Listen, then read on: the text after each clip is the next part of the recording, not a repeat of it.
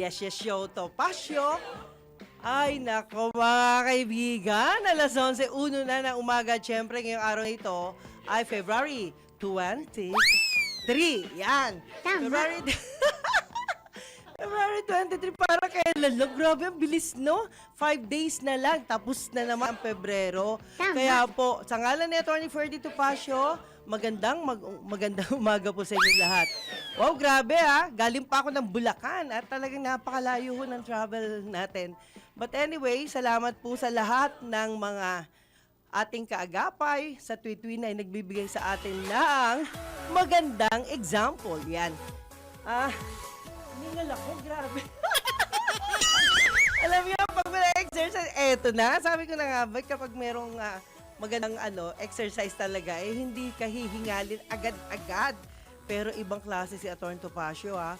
Never na hiningal yon. Malakas talaga ang resistensya. Ayan. Alam nyo ngayong Lunes na pag-uusapan nyo magandang resistensya. Kaya po, sana sa tweet-tweetan po ay bigyan natin ng oras ang ating katawan. Yan. Magandang araw din doon sa ating pagpapaaraw, no? Hindi na ho halos na arawan. Kasi po, ayan, kita nyo naman na lahat po ng dinadaanan natin ay puro malililim dahil punong-puno ng puno. Puno na kung saan ay, alam nyo naman, ito yung pantakip sa mga sobrang init ng panahon. Pero ngayong araw na ito ay pinagpapasalamat natin sa Panginoon dahil Lunes na naman, no? Ang bilis ng panahon, hindi ko talaga mabilang. Parang, teka muna, parang katatapos lang nung last week. Ngayon, eto na, panibagong linggo naman. At syempre, alam nyo, talaga natutuwa ako, kita nyo. Pagkatapos ng programa ni Sir Dennis, hitik tayo sa kaalaman ukol dun sa kanyang mga interview. Kaya natutuwa tayo kasi yung mga nais nating itanong ay naitanong na. Kaya ngayon ay antabayanan na lang natin yung ating special guest na, alam mo, tita, talagang bumabiyahe yan, patakbo rito. At siya po'y may anak na konsehal, ha. Kaya tingnan natin yung mga updates nila. Napakarami ho niyang gustong i-share, lalong-lalo na sa mga naghahangad din na maging media practitioner. Napakaganda ho. Kapag kayo po ay merong layunin na maging bahagi po ng information campaign po, kagaya ho ng ginagawa natin, ginagawa din ho ninyo, sana po huwag tayong lilihis sa ano po yung narinig natin mismo sa bibig ng ating in-interview. Yan po yung ating dapat gagawin. At dapat po, bago tayo mag-isip ng ibang bagay, i-focus natin ang ating sarili doon sa taong ini-interview natin. Yan. Bigyan natin sila ng panahon. Dinggin natin yung kanilang mga sinasabi. Yan. Kaya ho, ako ay thankful ako kasi puro matitinong tayo nakakausap natin. At dahil ho dyan, ang dami ho nating natututunan mula sa kanila. Okay. Alam nyo ho, sa ngayon daw, thankful din tayo sa Filipino Mirror na siyang bahagi ng ating gawin ngayon. Salamat po sa kanila. Gusto lang po nating ipaalam sa inyo na medyo malungkot nga lang po na nagkaroon ng transslide sa Rizal Landfield na iniimbestigahan na ho. At ayon sa update natin, 2 tao na lang po ang hinahanap. Alam nyo, minsan, dati nung ako po'y nasa abroad, nabalitaan ko, nagkaroon din ng ganitong kahalintulad ng transslide, no? Pero ito po yung sa gawing dulo ng Quezon City naman, yung sinasabi yung noon, na ako po'y nasa malayong lugar. Kung saan, ang minsang kaganapan po, yung sobrang talagang paglakas ng ulan, yung tuloy-tuloy na pag-ulan, yan po ang nakapagpapalambot ng lupa. Siyempre, halo-halo na po yan, di ho ba? Meron ding mga basura kasi meron hong mga dump site na kung saan hindi ho nagiging maayos. Pero sana ho, maisip din ng ating mga kinauukulan na alam mo, i-update na ho natin ang ating mga pang-araw-araw na buhay, kagaya po sa basura, di ba? Mas maganda po kung ating tutunghayan yung mga pagmamanage ng garbage ng iba hong mga bansa, no? kagaya ho ng ginagawa na iba, talagang dinudurog nila lahat ang mga klase ng basura, meron pong nire-recycle, marami hong ginagawa, kaya po sana ito'y matutunan natin dito sa ating bansa. Marami ho kasing mga magagandang bagay na pwede hong gawin na tila ho nakakalimutan na.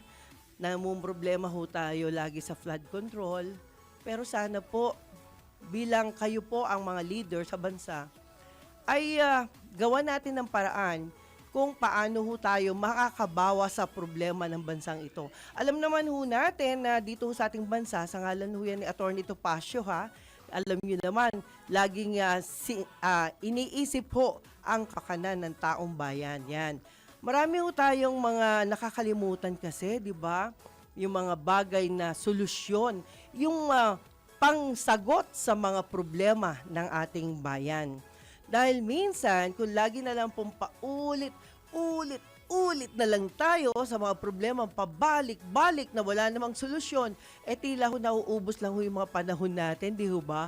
Bakit hindi ho natin gawin na magkaroon sana tayo, ayan, oy kapatid, tao, yan, magkaroon sana tayo ng napaka-importanteng bagay na magagawa natin, accomplishment ika nga, no? Dahil yan po ang importante ho, na meron tayong solusyon sa anumang problemang kinakaharap ng ating bansa. Yan po kasi ay dapat ho lagi nga nating isaisip yan. Okay. Dahil ho dyan sa mga problemang yan, alam naman ho natin, marami ho tayong matatalinong nasa gobyerno ngayon na alam natin hindi ho sila nag-aaksaya ng oras kundi rin lang ho importante. Well, hoping na sana ganun nga. Okay, samantala, dito muna tayo sa Yes, Yes, Yo, Topacio. Sa balita po natin, sa ngalan po ng ating mga nasa newsroom, maraming salamat po sa inyo. Ayan.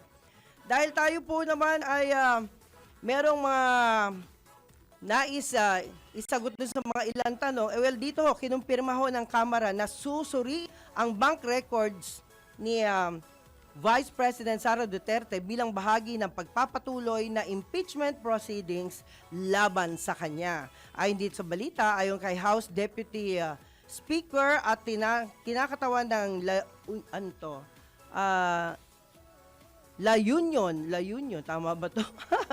First District, Paulo Ortega. Well, kabilang sa maaaring tingnan ng mga bank account, ari-arian at galaw ng pera ni VP Sara dahil hindi umano ito nakasaad sa kanyang Statement of Assets, Liabilities, and Net Worth o SALN. Yan. Paliwanag ni Ortega, may kapangyarihan ng Kamara na magsagawa ng investigasyon sa ilalim ng Constitution kapag may impeachment proceedings. Well, anya, maaaring maisantabi ang bank secrecy kung kinakailangan dahil interes ng publiko ang nakataya. At ayon pa rin sa kanya, gayunman nilinaw ng mambabatas na hindi pa ito nangangahulugan ng conviction, kundi bahagi pa lamang ng proseso. Pero kung may mga sinumpaang salaysay tungkol sa malalaking cash transfer at may seryosong red flags sa deklarasyon ng assets and hindi ito maaaring baliwalain ng Kamara. Yan. Dapat po natin malaman yan. Alam nyo ho, marami talagang mga nagbabago, no?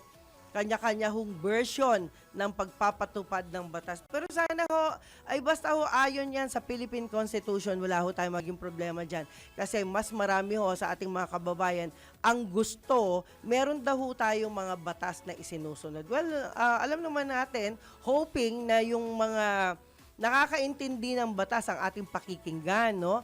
Kapag ang isang tao ay hindi naman ho abogado tas nagsasalita ng mga tungkol sa mga legal matters, medyo hindi ho natin masyadong mapapaniwalaan. Ika nga, dahil siyempre uunahin na natin yung mga taong lagang nag-expert sa mga bagay na yan. O sabi nga ho, ang expertise nila about legal matters yan. Yan po ang ating naiintindihan. Well, samantala, itinanggi ng Malacanang ang kumakalat na ulat hinggil sa umano'y road harassment yan sa kinasasangkutan ng Presidential Son sa North Luzon Expressway. Well, in short, lahat ho ng mga kwentong kutsero ay hindi ho totoo ito ha, kaya wag na ho kayong magpilit na paulit-ulit ho nating sinasabi ito. hindi ho nangyari yung mga sinasabi ho nating harassment. Yan. Hindi ho nangyari yung mga taong gumugulo sa daan ng ating presidential son. Yan. Si Congressman Marcos, no? Kaya po, wag na ho nating pilitin yung gusto nating mangyari. Well, anyway, wala hong ganyan. At of course, pinaalalahanan naman ng pamahalaang lungsod ng Quezon City ang mga motorista na asahan ang mabigat na daloy ng trapiko sa Miyerkules. Ito, matindi ho to. Wala pa nga hong mga wala pa nga hong anibersaryo. Talagang traffic na ho. How much more kapag nagkaroon pa ng ikakasang trillion peso march para sa ika-40 anibersaryo ng EDSA, People Power Revolution. Naku po, eto na naman, magpapaalala na naman ako sa inyo guys, no? Kung kayo po ay may sakit, kung kayo po ay elder, tapos hindi nyo na kayang tayo na matagal, hindi nyo na kaya magpaaraw, yan. Sana po, wag na po kayong pumunta. Wag po nating bigyan ng problema ang ating pamahalaan, lalo na, alam naman ho natin na kayo po'y mapagmahal sa, sa bansang ito, pero wag nyong ilagay sa panganib ang inyong buhay. Kasi, kung kayo po ay merong karamdaman na hindi ho pwede sa matagal na tayuan, matagal na sigawan, matagal na kung ano-anong mga pag-ikot-ikot kung saan-saan, yan ho ay dapat nating iwasan guys. Huwag na ho tayo magpadagdag pa sa problema, no? At inaasahang babagal ang trapiko simula alas 8 ng umaga sa paligid ng EDSA People Power Monument, lalo na sa mga kalsada ng Epifanio del Santos Avenue o EDSA, Katipunan Avenue, of course, Ortigas Avenue, White Plains Avenue, Temple Drive. Yan, kita nyo, itong White Plains na to. Araw-araw ako bumabiyahe, araw-araw din yung traffic to. So, ibig sabihin, kahit wala hong mga kaganapan, guys, naku, maniwala kayo sa akin, traffic ho rito. At ang isang nagpapatraffic, yung mismong mga enforcer.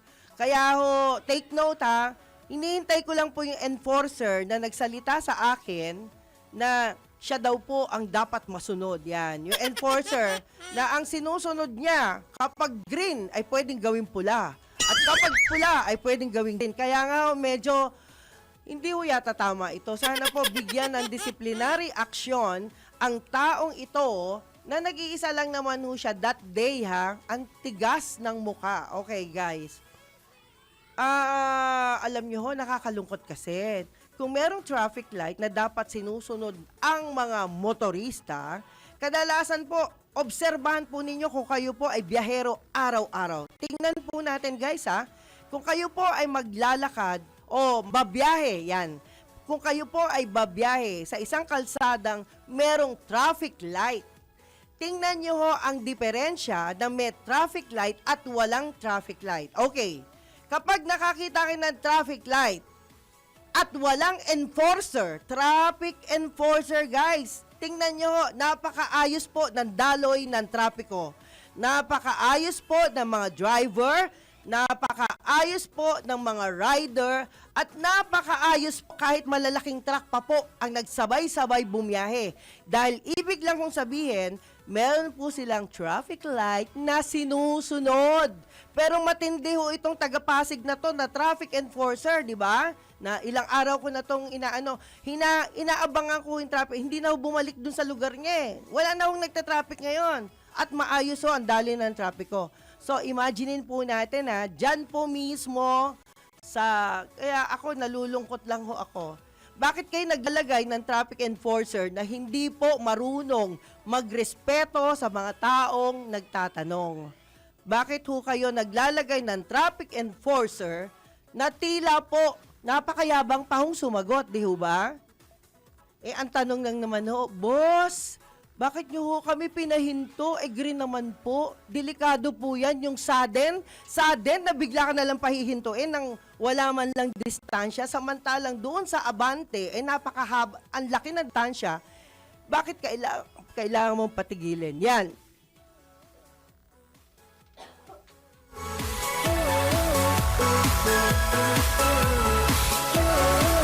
Yun ang sinasabi ko, medyo malungkot lang, no? Kita nyo, ha? Hindi pa ho nasusolusyonan tong nangyari sa akin. But, ang sa akin lang po, ay kinakatok natin ang puso ng naglalagay ng mga traffic enforcer, nagde-designate ng traffic enforcer. Wag na wag po kayo maglalagay ng enforcer na imbis ayusin ang problema, ay mayabang pa po at pinagugulo pa po niya. Kasi may picture naman ho ako niya, no?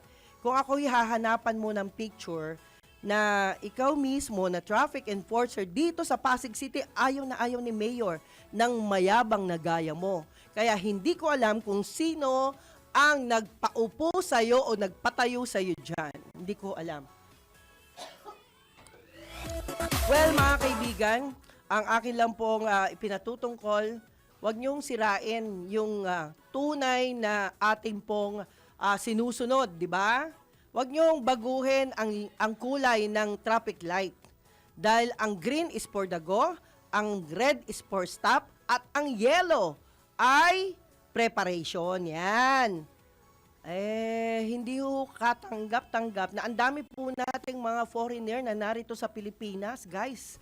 Ang dami pong mga kagaya ho ng aking mga kaagapay dito, nagdatingan po ang kanyang mga kapatid galing sa Japan kasama ang mga asawa nilang Hapon. Can you imagine sila mismo nag-advise, bakit ganito sa Pilipinas? Wala ang traffic light. O bakit nga ho ba? Pakisagot nyo nga po, di ba? Bakit nga ho ba? Yan. Yan po yung mga ilang problema dito sa atin. Kaya ho, sana ho, ayusin po ng ating kinauukulan, lalo na yung mga traffic enforcer na mayayabang. Mayabang pa kayo sa mga men in uniform. Mayabang pa kayo sa mga pulis. Can you imagine, ang mga pulis natin, ang gagalang, ang babait, tapos kayo, enforcer kayo, kung gusto nyo manghuli na manghuli para makakota kayo, okay lang po yan. Kasi yun naman talagang ginagawa ninyo eh. Diba? Makakota kayo. Kahit mali yung panghuhuli ninyo, gina-justify ninyo. Kung hindi lang talaga ako busy, pupuntahan ko kayo araw-araw. Okay? Well, anyway guys, hindi po ako nagmamarunong, pero mali ho ang ginagawa ho ninyo. At sana lang po, magkita tayong muli, traffic enforcer. I have your picture. Okay, at sabi po dito, ayan, ayon sa Quezon City Department of Public Order and Safety, papayagan ang mga rallyista na gamitin ang buong 1 kilometrong bahagi ng White Plains Avenue. Yan. Okay, thank you so much. Yan, at least, dapat ho kayong mga rallyista ay gumawa po kayo ng maayos at tahimik na paraan. Huwag po nating ilagay sa peligro ang kababayan natin. Huwag din ho natin ilagay sa peligro ang mga enforcer naman, yung mga police, yung mga, I don't know kung MMDA yung mga nandiyan dyan. Pero yung mga traffic enforcer na sinasabi ko, I think that's for Pasig only. Kaya walang kinalaman ho yung ibang nagpapatupad ng traffic, okay? Maglalagay naman ng zipper lane sa White Plains Avenue sa pagitan ng EDSA at Katipunan Avenue simula alas 6 ng umaga. Ayan. Early preparation po ang gagawin po ng ating mga nakatutok dyan sa event na yan. Sana po irespeto po natin sila. Kung wala po kayong maitutulong, wag na ho kayong mang-away. Wag na ho kayong magsalita ng hindi maganda. Mas maganda kung magbibigay na lang kayo ng tubig sa kanila dahil tiyak, napakahirap ho ng walang baong tubig. Yan. Kasi ho, marami yung mga sistemang ganyan po na tumutulong po ang mga ibang tao habang sila ay nagpahayag ng kanilang mga damdamin. Yan. Alam nyo naman, yung pagpapahayag ng damdamin, minsan ho, talagang mabigat ho yan.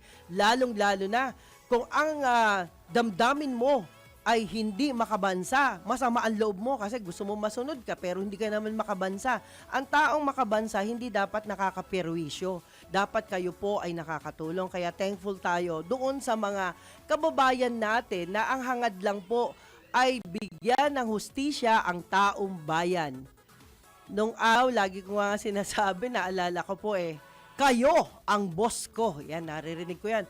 Kayo ang boss ko. Dapat ganun ho yung mga nasa gobyerno, di ba? Pero nangyayari po sila ang boss natin di ho ba? Kasi minsan, may ilan ho sa kanila, hindi naman ho lahat, na sila po'y binibigyan pa ng wangwang. Sila po'y nanghaharang ng daan para sila lang ang dumaan. Which is hindi ho nangyayari yan, guys, ha? Isipin nyo, kayo ang sumisweldo, pinapasweldo kayo ng taong bayan. Tama. Pero kapag kayo dumaan, hinaharang nyo yung tao, hinaharang nyo yung mga mga private cars dahil dadaan po kayo. Ito huy, sa tanda ko hong ito, pasensya na kayo, sa tanda ko hong ito, kailangan ko lang pong ilabas yung aking mga nararanasan sa kalye. Kaya po sinishare ko po sa inyo guys, dahil marami po na kapag nakaupo na sa gobyerno, kahit hindi naman abogado, ang yayabang. Ganun ho yun. Marami po na kayo po i-appoint lamang, pero mas mayabang pa kayo sa nag-appoint sa inyo. Yan. Hindi ko maintindihan, bakit ho nagiging superpower kayo? Kayo po ba'y kamag-anak ni Superman o ni Batman? Yan. Dapat po isipin nyo po yan kasi po, kung hindi po kayo kamag-anak ni Batman o ni Superman, manahimik naman po kayo at mag-isip kayo ng magandang bagay na maitutulong po ninyo sa taong bayan. Tama. Ang taong bayan po mga kaibigan, iyak ng iyak araw-araw dahil may mga kamag-anak sila sa bahaing lugar. Iyak ng iyak dahil sila'y nag-aalala, hindi sila makatulong sa mga kamag-anak nilang malalayo dahil hindi rin po nila mapuntahan. Kaya po sana tayo, ipagkaloob natin ang hustisya ng Panginoon. Tayo po mismo ay manalangin, ipanalangin natin ang ating kapwa. Pati mga leader natin, ipanalangin natin dahil sila po ay may sarili ding dahilan. Bakit nila ginagawa ang paghihigpit? Bakit nila ginagawa ang mga bagay, di ba? Pero tayo naman, sumunod naman po tayo. Ngayon, kung meron ho kayong mga gusto naman na ginagawa nila, yan po, ang sabi po sa akin ng eksperto, lahat po ng nakikita ho nating masama sa kalye, ay dapat nating, dapat ho nating i-video. Yan po ay magsisilbi po ninyo nga, magsisilbi po ninyong ebidensya yan. Hindi po kwento-kwento. Salamat po. Salamat po.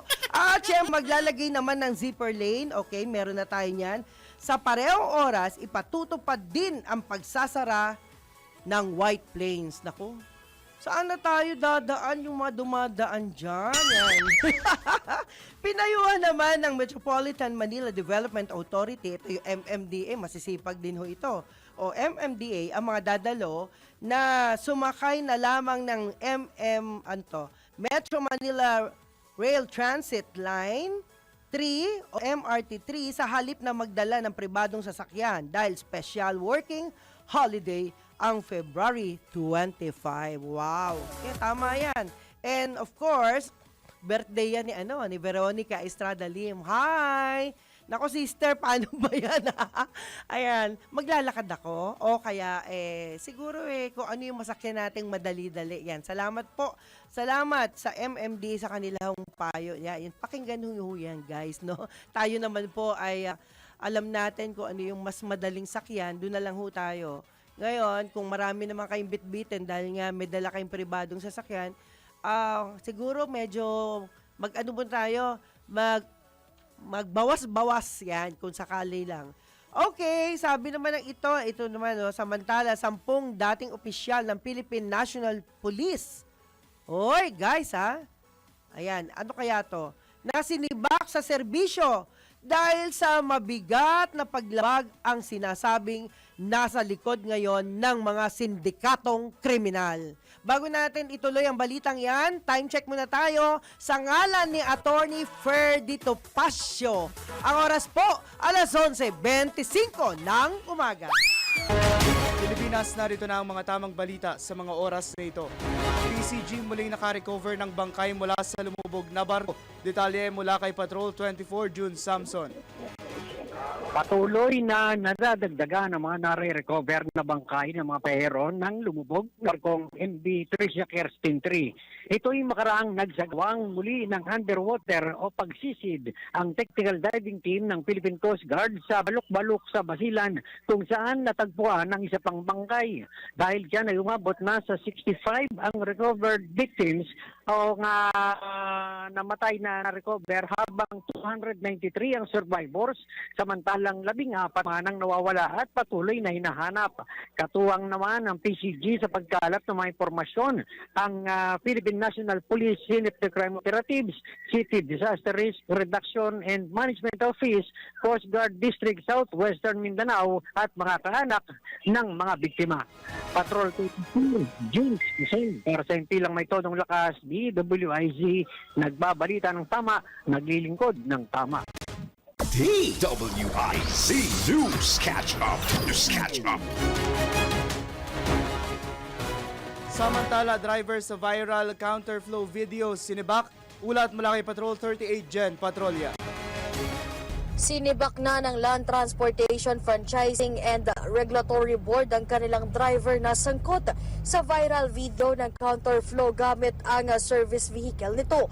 Ayon kay LTFRB Chairman Attorney Vigor Mendoza II, bahagi ito ng hakbang upang maipatupad ang disiplina at profesionalismo sa hanay ng mga kawani ng ahensya, lalo na laban sa pang-aabuso ng otoridad.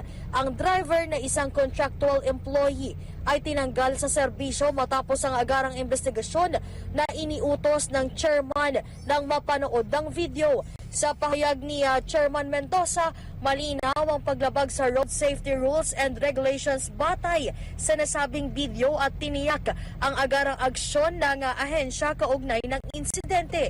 Binigyan diin ng LTFRB na hindi nito konsintihin ang anumang paglabag sa batas trapiko at anumang asal na naglalagay sa panganib sa mga motorista at publiko. Hinimok naman ng opisyal ang publiko na patuloy na i-report ang anumang paglabag o pang-aabuso ng sinumang kawani ng LTFRB. Ako si Patrol 38 Gen Patrolya nag-uulat sa himpilang may todong lakas DWIC. Nagbabalita ng tama, naglilingkod ng tama. DWIZ News Catch Up. News Catch Up. Para ng mga tamang balita sa mga oras na ito, mag-follow at subscribe sa lahat ng DWIZ News digital channels, Facebook, Instagram, YouTube, TikTok, X, DWIZ News App at DWIZ News website. Ako po, si John Riz Galata, nagbabalita ng tama, naglilingkod ng tama. Oras-oras nagbabalita ng tama. Naglilingkod ng tama. DWIZ News Catch Up. News Catch Up. Ang balitang ito ay inihatid sa inyo ng Bingo Plus. Bingo sa saya, plus sa panalo. Gaming is for 21 years old and above only. Game responsibly, keep it fun. Ang balitang ito ay inihatid sa inyo ng M. Luwilier, tulay ng pamilyang Pilipino. That news was brought to you by Arena Plus Sportsbook. Arena Plus. Gambling is for 21 years old and above only. Gambling can be addictive. Know when to stop. Ang oras, alas 11:32 ng umaga. That's Ahoy! Yes, yo, Topacio. Sakali ni Attorney Ferdy Topacio. Ako pa rin si Miss Juvie de Guzman. Kamusta na po kayo, Attorney? Ayan, namimiss na po namin kayo. Ayan. Sana po ay matapos na lahat ang mga ginagawa nyo para meron tayong special announcement doon sa mga... Marami yung kasing nagpapatanong. Ayan. Anyway, pagdating nyo na lang po. Okay, kanina ho guys, na ano natin, no, yung balita nga po tungkol dun sa 10 dating opisyal po ng PNP. At sana po, tingnan po natin ang mga, nasa, nasa balita na ito. Ayon ho sa DILG, John B. Remulla, ang ating sekretary, kabilang sa listahan ang mga dating may ranggong police major at captain. May 10 na anya silang natukoy at isa sa publiko ang kanilang pagkakakilanlan kung kumpleto na ang ebidensya laban sa mga sinasabing dating pulis. At batay sa investigasyon, ang mga dating pulis ay umanong namumuno o kasapi ng mga grupong sangkot sa pangingikil at kidnapping bukod sa iba pang krimen. Yan. Amidado si Secretary Remulla na seryosong problema ang pagkakasangkot ng mga dating alagad ng batas sa mga sindikatong kriminal. Nako, ayan, medyo Alam nyo ho, pag sumasabit po yung ating mga men in uniform, nalulungkot din po tayo kasi alam naman po natin, ang iba sa kanila ay talagang masidhi yung pagnanasang makatulong at makagawa po ng makakatulong sa kanilang hanay, no? Pero meron ho mga ilan naman na talagang hindi ho mapigilan kaya po nakakagawa rin ng hindi tama. Pero sana po ay himayin natin ng maayos ang 10 lang po yan. Ilan ho ba ang ating mga pulis, di ba? Marami-rami po. Okay, at dahil po dyan, ay babati ho muna tayo. Ayan. Salamat po pala sa mga paalala guys, no? Marami ho tayong mga kamag-anak, kakilala na may sakit, no? Lalo na yung mga nai-stroke. Saan daw ho ba nanggagaling yung pagka-stroke ng isang tao? Sana ho isipin ho natin na minsan ang pagka-stroke po ay dahil po sa sobrang pagod minsan. Marami yung mga dahilan ng pagka-stroke ng isang tao. Pero kapag sila po ay nasa yung stage na bedridden na po sila, siguro mas maganda po ipaalam natin sa doktor ano yung mas mabisang magagawa natin, no? Malaking tulong ho kasi yan na ma-recover ho agad ang ilan sa mga mahal natin sa buhay, kakilala o kaibigan na pwede po nating bigyan ng pansin, no? Isa lang po ang paalala ko, no? Sana po iwas-iwas na po, lalo na yung mga nakaramdam na ho ng hindi magandang sakit. Sana po, wag na ho kayong bumalik sa dati ninyong bisyo, kagaya ng alak, sugal, yan, at sigarilyo. Kasi yan po ang minsan nakakasira daw ng kaisipan natin dahil kung kayo po ay may bisyo, kahit po maganda ang inyong pangangatawan, nag-iisip din po kayo ng matindi at yan po ang makakapagbigay ho sa atin ng karamdaman. Okay, samantala, ayan, may mga pagbati po tayo. Hi, Sir Gerald Calzado. Magandang umaga po, Sir Gerald. Jenny Lynn Martin, hi po. Oo, okay, Gerald, yes. Opo, see you tomorrow, yan. And Nesto Marquez, good morning po. Yes, yo. At syempre si Gilbert Recaforte, ayan.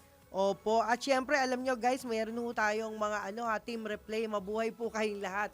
Yung mga nagme-message sa atin, maraming salamat po, Team Replay and Group. At yung mga vloggers din na nangangamusta kay Atty. Topacio, yan. Anyway, magkita-kita na lang ho kayo kung saan yung dati yung tagpuan. Sabi nga po nila, okay. At si Hazel Eyes, yan, salamat po Ma'am Hazel. Opo, yes, salamat po Carol Ann Libara. Federico Santa Ana, hello po. Salamat po, oo. Darating po yan si Attorney once ang matapos po yung kanyang mga schedule. Marami ho kasi yan. At si Leo Teneros, magandang umaga po, yes. Attorney Ferdy and Ma'am Juby, yeah ba? Yes, yo. Salamat po mga friendship, yan, salamat po sa inyo. Ayan. At syempre, concert lang naman gagawin nila doon. Kanta-kanta as you, ganun. Tatawa-tawa lang ang mga, ganun. Ganun ba yon? Hindi ko alam eh. Hindi kasi ako lumalabas eh. Anyway, Imelda Aquino, hi! Good morning po. May God bless you watching from Japan. Ohay, gozaimasu. Minasan, domo. Yoroshiku onegaitashmasu. Yan. At syempre, hello din kay isumbong mo kay Biko. Sure, tanggal yan. Ernesto Camacho. Yes po, thank you po. Pero ayun na natin istorboin si Mayor. Kasi si Mayor masyadong masipag yan. Maraming ginagawa ho talaga yan. Pero po, ayaan nyo, alam natin kapag ang mga lungsod na, namumuno ay talagang die hard sa trabaho nila, gagawa po yan ng paraan. Pasensya na kayo ha, medyo naging makulit lang ako dahil dyan sa problema ko. Anyway, gandang umaga sa inyong lahat. Muli dito sa timog ng San Francisco, California. Hi! Nako, yung mga aalis po yung pupunta po ng Amerika ha. Lagi niyong tatandaan, magbaon po kayo ng makakapal na damit dahil alam niyo naman ho, sa mga ganyang lugar po, lalo na kung sila po umuulan na yelo o may winter season, yan po ay dapat lagi kayong magdala ng mga damit na panlamig, no? Para hindi kayo magkasakit. Talagang mahihirapan po kayong mag-adjust. Okay? Zaida Villafranca, hi! Ayan si Elsa Ramos. Good morning po, Juvie and Atty. Topacio. Yeah ba? Yan, maraming salamat po. Eduardo Garcia, hi! Magandang araw din po sa inyo. Ayan, si Nanay Aka, Nay. Ayan. Alam mo na, hindi kita nakakalimutan. Don't worry. At habang hinihintay mo natin si Tita Carmen, ako, hindi na yata nakabiyahe. Anyway, yung pa rin, nilinaw ng National Disaster Risk Reduction and Management Council na walang katotohanan lumabas sa ulat na sinasabing may 50 casualty sa naganap na pagguho ng landfill sa Rodriguez, Rizal. O kita nyo? Yung mga over kayo sa kwento, nakakasama ho yan kasi mahirap po kasing maghanap kung hindi naman totoong 50 yung taong nandoon, di ba?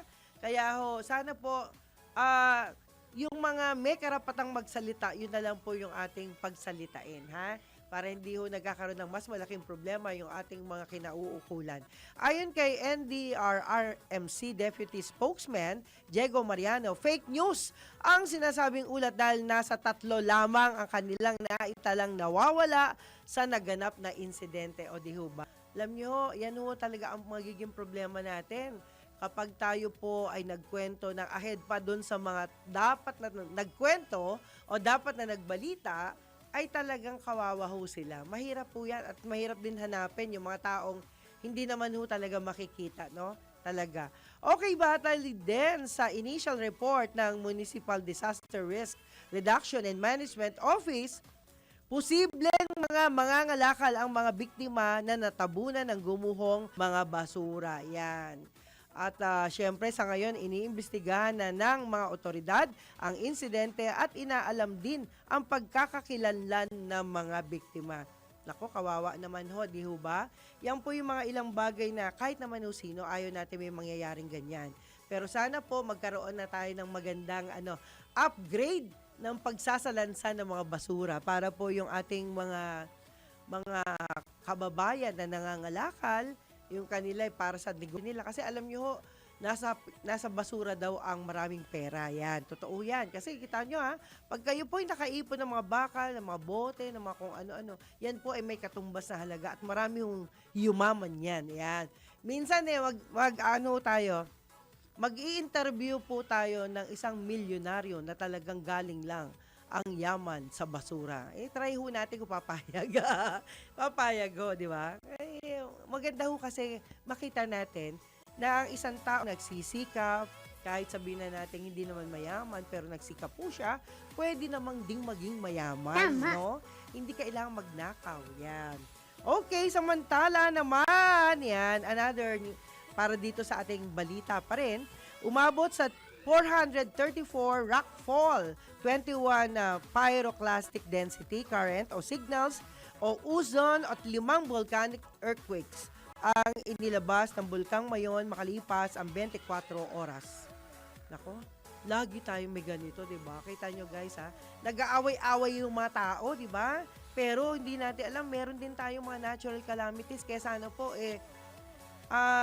pumokus na lang ho tayo sa natural calamities, yung mga problemang pwede namang ayusin, pag-usapan na lang po at ayusin, gawin natin yung mga bagay na makakatulong. Kasi mas magandang dihamak yung meron tayong solusyon na magagawa kaysa puro away ang ginagawa. Okay? Ayon sa pagsisiyasat ng ahensya, tinatayang higit 2,000 tonelada kada araw ang sulfur dioxide flux na inilabas nito at 1,000 metrong taas naman ng flume ang ibinuga na mas katamtamang pagsingaw at napadpad sa kanluran. At naitala ang pamamaga ng bulkan at nakitaan din ng banaag at patuloy na pagdaloy ng lava sa mga lugar na Basud, Bonga at Misi. Yan. Nananatiling nasa alert level naman 3 pa rin ang bulkan kaya't ipinagbawal ng PHIVOLCS ang publiko. Yan. Ang pagpasok sa loob ng 6 na kilometrong permanent danger zone at ang pagpasok ng walang pag-iingat na sa extended danger zone, gayon din ang paglipad ng anumang panghimpapawid na sasakyan. At sinasabi, paalala ng ahensya, maging alert po tayo mga kaibigan, bunsod ng mga posibilidad na maganap gaya ng pagguho ng bato, pag-itsa ng mga tipak na lava o bato, pag-agos ng lava, uson, katamtamang pagputok at maging pag-agos ng lahar sakaling magkaroon ng matinding pag-ulan. Kaya mga kaibigan, huwag ho tayong bumiyahe na wala ho tayong update ukol dyan dahil delikado po. Lalo na kung kailan kayo bumabiyahe sa kayo na bagsakan ng mga tipak na bato. Ilan ho sa mga kaibigan rin nakilala na sabi nga po nila, muntik na sila dahil talagang yung bato gumulong dun sa likuran ng kanilang sasakyan. Kaya sana po wag mangyari sa atin ito. Yan ho, isang paalala lamang guys. At pansamantala guys, ay break muna tayo. Ang oras po mga kaibigan, alas 11:44 ng umaga. Sa ngalan po yan ni Attorney Ferdy Topacio. Yahoy! Yes, yo, Topacio. Sa ngalan ni Attorney Ferdy Topacio. Ako pa rin po si Miss Juvie de Guzman. At syempre, bago tayo magpatuloy sa pagbati sa ating mga kaagapay, gusto ko lang pong ibigay yung ilan nating mga balita para sa inyo. Dun sa mga hindi nakaabot ng balita kanina, maaaring nandito po uli yun. Okay. At syempre, ayon po sa kay Ian, eto nga po, umabot na sa halos 63% ng 6.79 trillion peso 2026 national budget ang inilabas ng Department of Budget and Management noong Enero. Ayan. At sa DBM, mas mababa ito kaysa naitalang halos 65% na inilabas nito noong nakaraang taon. Naku, sana po magamit na po yan sa tama, no? Wish ko lang ha. Dahil dito, nasa 2.5 trillion pesos pa ang nakatakdang i-distribute sa mga ahensya ng pamahalaan at kabilang sa mga pondong nakatakda pang ilabas ng kagawaran ang nasa 480 million peso pensyon para sa mga dating pangulo o mga byuda nito. Ayan. 28.7 billion pesos na inilaan sa net lending, 950 million pesos para sa interest payments, at 14.5 billion pesos para sa tax expenditures, fund at iba pang buwis. Ayan. Well, bumabaha ho talaga ng pera sa Pilipinas, pero sana lang po ay magkaroon tayo ng tamang paggamit dito. Inuulit ko po yan. At iginiit naman ng Commission on Elections na dapat magsimula muna sa lokal na pamahalaan ang pagpapatupad ng anti-political dynasty law bago ito dalhin sa national positions. Tama kay dyan. Ayon kay COMELEC Chairman George Erwin Garcia, suportado nito ang panukala at importante sa kanya na makapagpatupad ng kahit simple munang version nito. Anya talagang mas makabubuti para sa bansa ang naturang batas para mas maraming Pilipino rin ang makatakbo sa halalan. Okay, nabatid na sa ngayon, 7 panukalang batas na ang inihain ng Senado kontra dinastiya sa politika. Okay? Ganun po ba? At ito pa, 10 dating opisyal. Okay, tapos na yan. Okay, mga kaibigan, dito tayo. Meron daw siyang kilala, no, na mayaman na dahil sa junk shop. O, totoo yan. Maniwala kayo. Ang dami kong nakitang milyonaryo pala, di ba? Meron siyang gas station, meron siyang building, meron siyang condominium. In fairness, hindi isang unit, kundi yung buong building kanya. O, can you imagine, dati po siyang junk shop owner. Ibig sabihin, nag-umpisa siya sa pagiging basurero, pero milyonaryo na ngayon. Kaya ibig sabihin, lahat tayo pwedeng yumaman sa sarili nating pamamaraan. Yan. At sabi ni Evelyn Samana, hello po, Attorney Topacio, Ma'am Juby, good morning po, nakaabot din ang live. Yes, thank you so much. At syempre, yung mga mamaya manonood, okay lang po yan. Thank you so much. At Senator Marcoleta, Attorney Topacio, parehong mga taga-baryo, Masuso, ano ba yan? Baryo Masuso, Makadede, ano yung Pampanga, Makabebe. Okay, yan. Teka, parang mali yung spelling niya natawal. Okay, sige. Anyway, whatever. Whatever. Okay. Eto naman guys salamat po sa inyong lahat kasi alam nyo, basta po nandiyan po kayo, ay kami po abot hanggang langit ang pasasalamat po namin dahil alam nyo, yung oras po ninyo ay inilalaan po ninyo dito sa amin, sa DWIZ. At salamat din po pagbati, pinapaabot natin kay Rolly Durana, Agustin Arca, Terry Bagalso, salamat po. Arlene Ong, hi! Susan Cambry, ayan, ka Michael Delara, June Saigo, salamat po kapatid, salamat kay Jocelyn Kuntapay, si Jocelyn Kuntapay, ayan, at least napagbigyan kita, Jocelyn. Okay, John lang din, salamat po. Josephine Salvador, hi sister. Nako, ang mga Salvador family, mabuhay po kayo saan man dako ng daigdig. Yan. At alam nyo guys, no, nakakatuwa na sana po kapag alam nyo nang malaki na ang tiyan natin, maghanap tayo ng low-fat meal plan for your diet. Yan, importante ho kasi yan. Kasi akala ho natin, tama lang ang kain ng kain, pero minsan, we have to do something for us. Hindi ho po pwedeng tayo'y lumaki ang ating mga pangangatawan hanggat kaya ho natin. Kumain lang ho tayo doon sa kaya nating ikonsumo. Wag nating sobra-sobra. Sabi nga, wag daw sobra-sobra. Sabi ni Kuntapay. Yan. Kapangalan Jocelyn no? Jocelyn Kuntapay. At of course, sabi nga niya, hanggat kaya ho nating bigyan ng tamang nutrisyon ang ating sarili, dun po tayo. Yan. Alam nyo, magtanong tayo sa mga eksperto, yung mga nutritionist. Hindi ho dapat na sige lang tayo ng sige, lalo na yung mga matatamis sa pagkain na minsan ay nagdudulot sa atin ng diabetes. Okay. At kung kayo naman po ay meron hong mga pangarap sa buhay na magkaroon ng sariling kanta, isinasuggest ko lang po na tawagan niyo po si Michael De Lara. Siya po ay singer, composer, na pwede hong mag-share sa inyo ng mga awitin niyang bago, awitin niyang sarili niyang komposisyon. Ayan po ay sa ngalan po ng Phil's Cup, no? Mga grupo ng mga mang-aawit, mga lisensyadong kompositor, mga awit na pwede rin po ninyong i-share ang inyong talento kasi kung meron ho kayong mga magagandang tinig, it's about time na i-share po ninyo yan at huwag nyo hong ipagkait. At muli po, gusto ko rin pong pasalamatan si si Master Hans Kuwa. Salamat sa Master Hans. Ayan, kumain na ako dyan sa tabi ng office mo, kaya alam ko na po, masarap po palang kumain dyan sa tabi ng office mo. Yun po pagkain ng Taiwanese. Yan. First time ko kumain ng Taiwanese food, kaya salamat po sa inyo, no?